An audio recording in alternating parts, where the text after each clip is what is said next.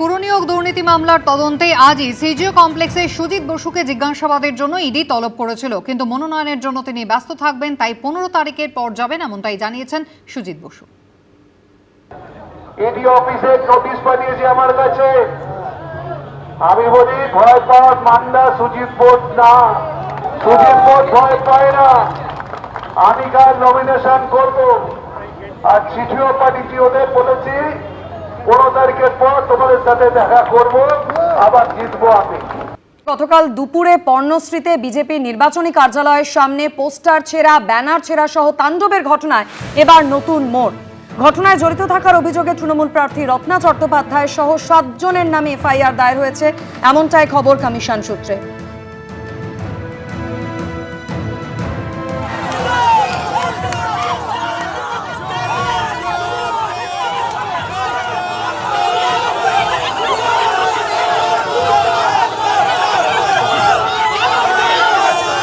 গতকাল দুপুরে বেহালা পশ্চিমের বিজেপি প্রার্থী ইন্দ্রনীল খাঁর নির্বাচনী কার্যালয়ে হামলা চালায় একদল দুষ্কৃতী। অভিযোগ, পুলিশের সামনেই ছিঁড়ে ফেলা হয় পোস্টার, ব্যানার। আর সেই ঘটনার প্রতিবাদ করে মিছিল করে একেবারে পর্ণশ্রী থানায় পৌঁছন বেহালা পশ্চিমের বিজেপি প্রার্থী। এরই মধ্যে থানায় পৌঁছন বেহালা পশ্চিমের তৃণমূল কংগ্রেস প্রার্থী রত্না চট্টোপাধ্যায়, আর তারপরই পরিস্থিতি উত্তপ্ত হয়ে ওঠে।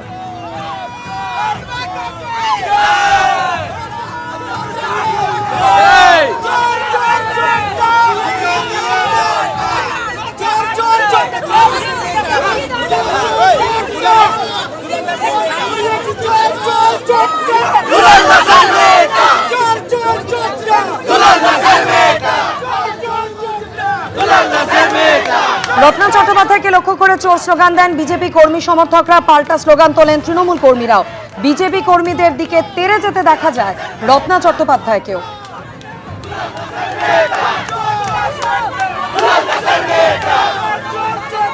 পর্ণশ্রীতে বিজেপি নির্বাচনী কার্যালয়ের সামনে পোস্টার, ব্যানার ছেঁড়া সহ তাণ্ডব কাণ্ডে নতুন মোড়। এবার ঘটনায় জড়িত থাকার অভিযোগে তৃণমূল প্রার্থী রত্না চট্টোপাধ্যায় সহ 7 জনের নামে এফআইআর দায়ের করা হয়েছে, এমনটাই খবর কমিশন সূত্রে। আরো বিস্তারিত জানাবেন প্রতিনিধি রুমা পাল, আমাদের সঙ্গে রয়েছেন। রুমা, দেখো, জানি নাকি কালকের এই ঘটনায়, যেখানে পর্ণশ্রীর যে ঘটনা, যেখানে কিন্তু দেখা যাচ্ছে সিসিটিভি ফুটেজ সামনে এসছে এবং সেই অভিযোগও করা হয়েছে বিজেপি পক্ষ থেকে এবং এফআইআর লঞ্চ করা হয়েছে। ইতিমধ্যে জানি রাখি যে নির্বাচন কমিশনের নির্দেশে কিন্তু এই এফআইআর লঞ্চ করেছে পুলিশ। অন্যদিকে রত্না চট্টোপাধ্যায় সহ 7 জনের বিরুদ্ধে এফআইআর লঞ্চ করা হয়েছে, যেখানে বলা হচ্ছে যে সেখানে কিন্তু ভ্যান্ডালিজম যেগুলো করা হয়েছে সেই সবই রত্না চট্টোপাধ্যায় সেখানে উপস্থিত ছিলেন এবং তার বিরুদ্ধে এই একদম এফআইআর করা হচ্ছে। এখন কিছু বেলেবল সেকশন আছে, কিছু নন বেলেবল সেকশন আছে। এখন দেখার যে এই বিষয়টা পুলিশ কিভাবে নিচ্ছে, কারণ অভিযোগ করা হয়েছে যে সেই সময় পুলিশ সামনে দাঁড়িয়েছিল, কোনো ব্যবস্থা নেওয়া হয়নি, এমনকি সেন্ট্রাল ফোর্সও সেখানে ছিল না। ধন্যবাদ রুমা।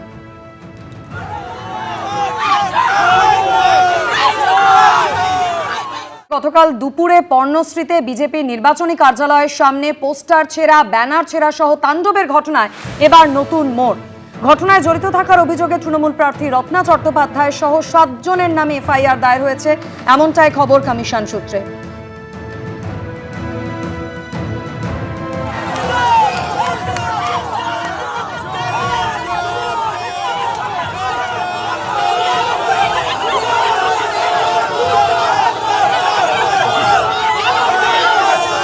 গতকাল দুপুরে বেহালা পশ্চিমের বিজেপি প্রার্থী ইন্দ্রনীল খাঁর নির্বাচনী কার্যালয়ে হামলা চালায় একদল দুষ্কৃতী। অভিযোগ, পুলিশের সামনেই ছিঁড়ে ফেলা হয় পোস্টার, ব্যানার। আর সেই ঘটনার প্রতিবাদ করে মিছিল করে একেবারে পর্ণশ্রী থানায় পৌঁছন বেহালা পশ্চিমের বিজেপি প্রার্থী। এরই মধ্যে থানায় পৌঁছন বেহালা পশ্চিমের তৃণমূল কংগ্রেস প্রার্থী রত্না চট্টোপাধ্যায়, আর তারপরই পরিস্থিতি উত্তপ্ত হয়ে ওঠে।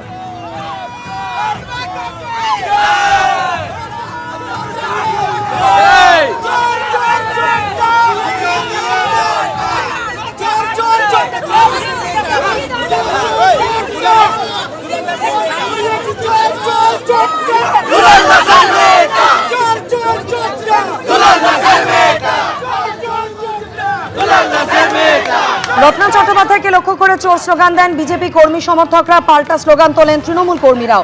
বিজেপি কর্মীদের দিকে তেড়ে যেতে দেখা যায় রত্না চট্টোপাধ্যায়কেও।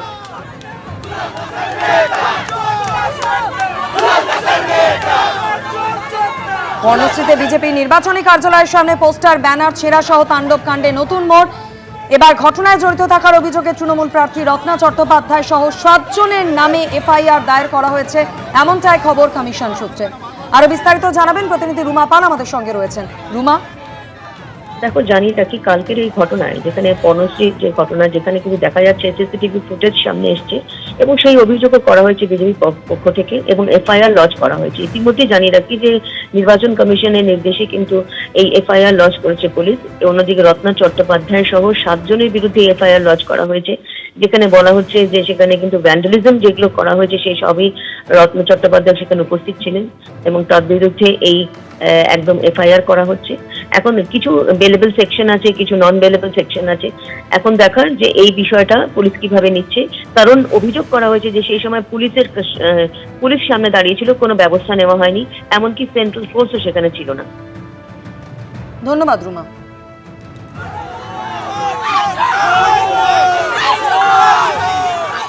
কোচবিহারের সভা থেকে প্রধানমন্ত্রী নরেন্দ্র মোদী বোথাবাড়ি কাণ্ড নিয়ে সরব হয়েছেন তৃণমূলের ইস্তেহার নিয়ে। তৃণমূলের ইস্তেহার প্রকাশ করেছে, কিন্তু তার নাম বাংলা ভাষায় রাখেনি। আপনারা জানেন তো ইস্তেহার শব্দ কোন পরিপ্রেক্ষিতে ব্যবহার করা হয়েছিল? প্রধানমন্ত্রী আক্রমণ জানিয়েছেন যে তুষ্টিকরণে ভয়ঙ্কর খেলায় বাংলার সম্মান সংস্কৃতি মুছে দেবার ষড়যন্ত্র চলছে। শুনুন।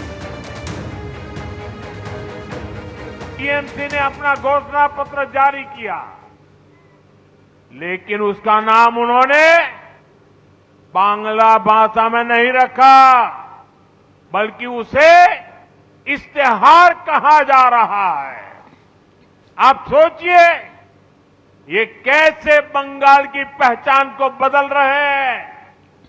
आप जानते हैं ना, इश्तेहार का इस्तेमाल बंगाल में किस लिए हुआ था? 1905 में मजहबी ताकतों ने बंगाल में लाल इश्तेहार जारी किया था। उसके बाद हिंदुओं का नरसंहार किया गया था। टीएमसी हमें उसी की याद दिलाना चाहती है। आपको भूलना नहीं है, यहां निर्मम सरकार में खुलेआम धमकी दी रही है। ये खास मजहब के लोग बंगाल में हिंदुओं का रहना मुश्किल कर देंगे। तुष्टीकरण का ऐसा घिनौना खेल बंगाल के सम्मान और बंगाल की संस्कृति को मिटाने का ऐसा षड्यंत्र, लेकिन अब बहुत हो गया। अब बंगाल की पहचान बदलने वालों की विदाई बंगाल ने तय कर ली है। এই বার বাংলার পরিচয় বদলানোর চেষ্টা যে করছে তার বিদায় হবে। পাল্টা কি বলেছেন ব্রাত্য বসু, দেখুন।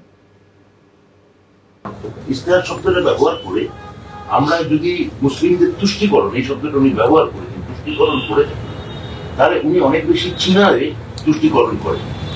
আর সারাক্ষণ চায়না উনি করেন, কেননা চা শব্দটা উনি গেলে চা ওরা বলেন। এই চা শব্দটা হচ্ছে চীনা শব্দ, চিনি শব্দটা হচ্ছে চীনা শব্দ। ওনার খুব খেতে ভালো লাগে, উনি অনেকবার ইন্টারভিউতে বলেছেন আনারস। এই আনারস শব্দটা হচ্ছে পর্তুগিজ শব্দ। উনি যদি জানতেন যে বাংলা শব্দ ভান্ডারে বা ভারতবর্ষে যেটা ইন্দো ইউরোপিয়ান ল্যাঙ্গুয়েজ এবং তারপর যে আঞ্চলিক ভাষাগুলো গড়ে ওঠে, তার মধ্যে একটা ভাষা আরেকটা ভাষার মধ্যে ঢুকে পড়ে। একাধিক গুজরাটি শব্দ আছে যেখানে বাংলা ভাষা ব্যবহার করা হয়।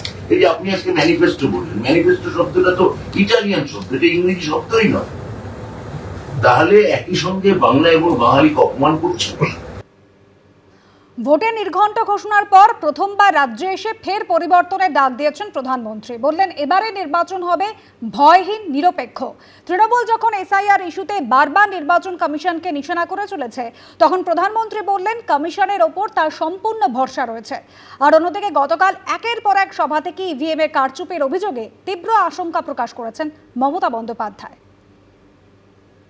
इस बार बंगाल में निष्पक्ष चुनाव होगा, इस बार निर्भय चुनाव होगा और इस बार परिवर्तन का चुनाव होगा। ইভিএম মেশিন খারাপ করে দেবে অনেক জায়গায় প্ল্যান করে, সেই ইভিএম মেশিন সারাতে আসলে দেবেন না। ভোটে নির্ঘণ্ট ঘোষণার পর পশ্চিমবঙ্গে প্রথম জনসভা, সেখান থেকে ফের পশ্চিমবঙ্গে পরিবর্তনের ডাক দিলেন প্রধানমন্ত্রী। বললেন এবার নির্বাচন হবে ভয়হীন, নিরপেক্ষ। আর তৃণমূল যখন এসআইআর ইস্যুতে বারবার নির্বাচন কমিশনকে নিশানা করে চলেছে, তখন প্রধানমন্ত্রী বললেন কমিশনের ওপর সম্পূর্ণ ভরসা রয়েছে তার। बंगाल के भविष्य के लिए दीजिए, इस बार वोट अपने अधिकार के लिए दीजिए। बीजेपी उम्मीदवार को वोट देकर परिवर्तन पर मोहर लगाइए। मुझे चुनाव आयोग पर पूरा भरोसा है, इस बार बंगाल में निष्पक्ष चुनाव होगा, इस बार निर्भय चुनाव होगा और इस बार परिवर्तन का चुनाव होगा। অন্যদিকে আবার শমশেরগঞ্জ জিয়াগঞ্জের সভা থেকে কখনো ইভিএমে কারচুপি তো কখনো মনোনয়ন জমা দেওয়ার চক্রান্তের আশঙ্কা প্রকাশ করলেন মমতা বন্দ্যোপাধ্যায়। ইভিএম মেশিনে এক থেকে যত বুথ গুনতে হবে, আর 5টা করে সিম্বলও যদি থাকে 5টাতেই টিপে টিপে ভোট দিয়ে দেখবেন সেখানে ভোটটা ঠিক মতো পড়ছে কিনা। ইভিএম মেশিন যখন চেক করবেন ভিভিপ্যাট যেন থাকে, এটা দেখে রাখবেন। আমাদের দাবি বাইরে থেকে গণতন্ত্রের রক্ষক মানুষ যাতে দেখতে পারে ওই EVM machine central force check করছে কিনা, কোনো চিপ ঢুকাচ্ছে কিনা, হ্যাক করছে কিনা। ওরা পারে না এমন কোনো কাজ নেই। গত 14ই মার্চ ব্রিগেডের সভা থেকে পশ্চিমবঙ্গে লড়াইয়ের সুর বেঁধে দিয়েছিলেন প্রধানমন্ত্রী। রবিবার কোচবিহারের সভায় তিনি বলেন তৃণমূলের পাপের ঘড়া পূর্ণ হয়েছে। পাল্টা জবাব দিয়েছে তৃণমূলও। कुछ दिन पहले राजधानी कोलकाता के ब्रिगेड ग्राउंड से मैंने बंगाल में परिवर्तन महाअभियान की शुरुआत की थी। ब्रिगेड ग्राउंड की वो ऐतिहासिक तस्वीरें, वो जन सैलाब, जनता का उत्साह, जनता का जुनून, तब से पूरे टीएमसी सिंडिकेट घबराया हुआ है। और आज मैं देख रहा हूं ब्रिगेड ग्राउंड में जो बिगुल बजा, कुछ बिहार ने उस पर पक्की मोहर लगा दी है।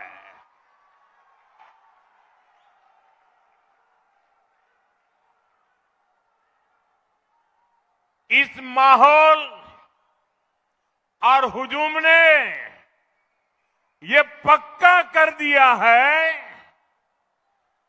टीएमसी के पापों का घड़ा अब भर चुका है।